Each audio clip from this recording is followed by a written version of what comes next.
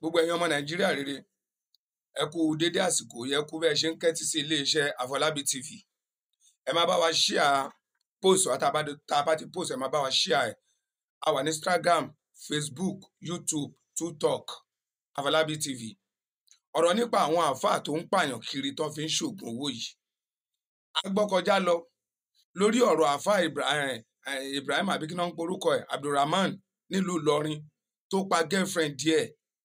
Mo wá ìdí ọ̀rọ̀ yẹn ní òfin tó tó, màá fẹ́ kẹ́ ẹ gbọ́ ọ̀rọ̀ yẹn lẹ́kùnrẹ́rẹ́ lẹ́nu Ọmọ́táyọ̀ báyìí. Ẹ̀yin àáfàá tá à ń wà òkọ́ṣe lára ẹ̀ ṣó tún yẹ ká tún máa wà òkọ́gbọ́n lára yín, nítorí pé ẹni tí wọ́n bá wo àwòkọ́ṣe látara ẹ̀ ó ṣe ohun tó dáa ni, tí wọ́n bá wà òkọ́gbọ́n lára lágbájá ó ṣe ohun tí ò dáa ni. Àwọn àáfàá kéékèèké tẹ́ ẹ kéwú tán tí ẹ̀ ń wá ọlà òjọ́ tẹ́ ń wá ọlà kíáká ẹ fẹ́ blow.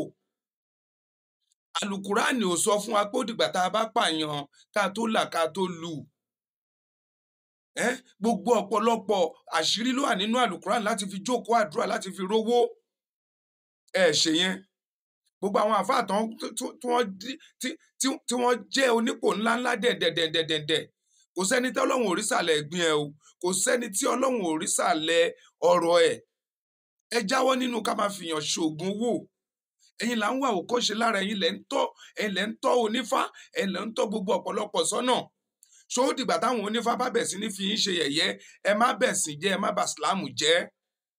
Ẹ dẹ̀ lè bà sílámù jẹ́, ẹ lè bà mùsùlùmí jẹ́.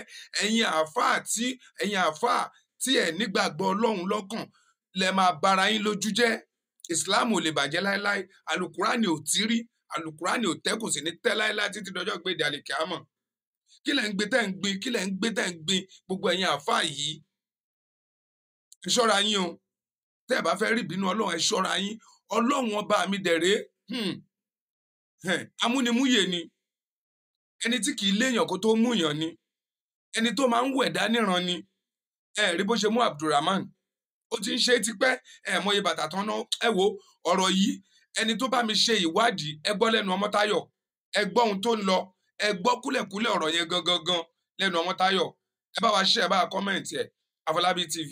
Ẹ máa bá wa comment. Gbogbo ẹ̀yin tẹ́ ẹ jẹ́ followers wa, ẹ kì í ṣe wọ́n máa ń sọ pé ńgbà kan ni rédíò asọ̀rọ̀mágbèsì, rédíò tí ń sọ̀rọ̀ ó ti ń gbèsè ń sìn. Ẹ máa bá wa comment lórí gbogbo iṣẹ́ tẹ́ ẹ bá ti rí lórí iléeṣẹ́ Afọlábí TV.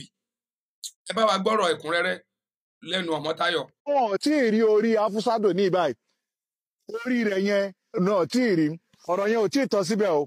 Nínú investigation tó ń lọ, wọ́n detect wọ́n gẹ̀tì pé Rahman bàtà bá ṣe sọ àlẹ́jì ni o, bá ṣe sọ nípa ọ̀rọ̀ yẹn, wọ́n detect wọ́n gbọ́ pé wọ́n bá bàtà obìnrin tó tóbi 12 nínú yàrá ẹ̀ tí ọmọ Afusa yìí ló jẹ́ 13. Ìyẹn ni pé èèyàn bí ó ti ń lo àwọn èèyàn bọ̀ tipẹ́, ó ti ń pa àwọn èèyàn bọ̀ tipẹ́. Òní ni ti Afusa yìí ni ó jẹ́ tó hàn síta tí gbogbo ayé wá rí pé yes, ó ti ṣe àwọn aburú yẹn bọ̀ wá sẹ́yìn ní àwọn aburú ńláńlá. Ṣùgbọ́n tí Afusa yìí òun ni bàtà tó jẹ́ nọ́mbà 13 tán bá nínú yàrá ẹ̀. That's mean pé ó ti ń fi àwọn èèyàn ṣe alápatà èèyàn ni, àwọn tó ti ń pa èèyàn ni. Àmọ́ tẹ́ bá lọ wọnú TikTok Abdulrahman ọmọ Bello, ẹ lọ sínú TikTok ẹ̀, ó ti fi mẹ́sẹ̀jì kan kalẹ̀ síbẹ̀ o. Mẹ́sẹ̀jì kan wà nínú TikTok yẹn, ó kọ ní English lókè báyìí. Ó kọ síbẹ̀ pé when the big bag drop now like this I will be walking. Ẹ lọ gbọ́ ìtumọ̀ ọ̀rọ̀ yẹn. Ìyẹn ni pé àwọn ọjà ńláńlá tó ń fẹ́ kó, àwọn iṣẹ́ ńláńlá tó ń fẹ́ fi ṣàwúre tó bá ti di pé nǹkan yẹn drop, ó ti bọ́ sí nǹkan máa ṣẹnu re. Abdulrahman ọmọ Bello ọmọ sàlẹ̀ kòtò nílùú Ìlọrin bó ṣe pa Afusat Yétúndé, ẹ wá gbọ́ bọ́rọ̀ náà ṣe jẹ́, ẹ wá gbọ́ bó ṣe pa. Torí pé mo fẹ́ kí gbogbo yín kẹ́ gbọ́ àlàyé báwo ni Afusat tó ṣe kó sọ́wọ́ ọmọkùnrin yìí, báwo ló ṣe kó sọ́wọ́ ẹ̀, báwo ló ṣe dọ́dọ̀ ẹ̀ tó fi rí ipa. Ẹ tẹ̀lé mi ká lọ, kẹ́ wá gbọ́ bọ́rọ̀ náà ṣe jẹ́ kó ṣàlàyé ẹ̀ fún yín ní lẹ́kùnrẹ́rẹ́. Ẹ wá dá sọ̀rọ̀ yẹn. Afusat yìí ọmọ tó ṣẹ̀ jáde ilé ìwé ni. Ó wá jáde, ó lọ síbi ìkómọ ọmọ ni, ó lọ síbi nǹkan ìkómọ ọmọ. Ó lọ bá àwọn ọ̀rẹ́ ẹ̀ dáná níbẹ̀ ni.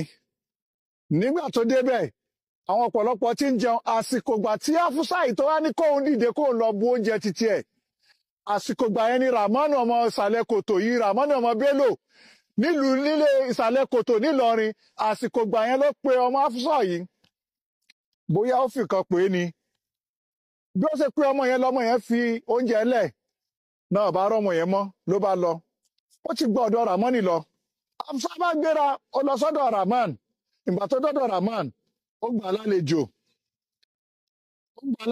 Ọlọ́run ló mọ nǹkan tó fún un ṣùgbọ́n nínú ọ̀rọ̀ tó sọ ó nígbà tó wọlé ó ní asthma ló mú.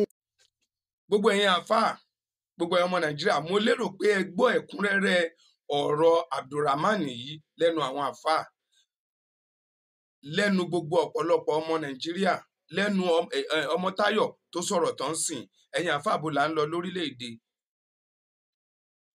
ẹ̀yin àfáà bó là ń lọ ẹ wọ ẹ bá wa share ẹ bá wa comment ẹ bá wa like Afọlábí TV.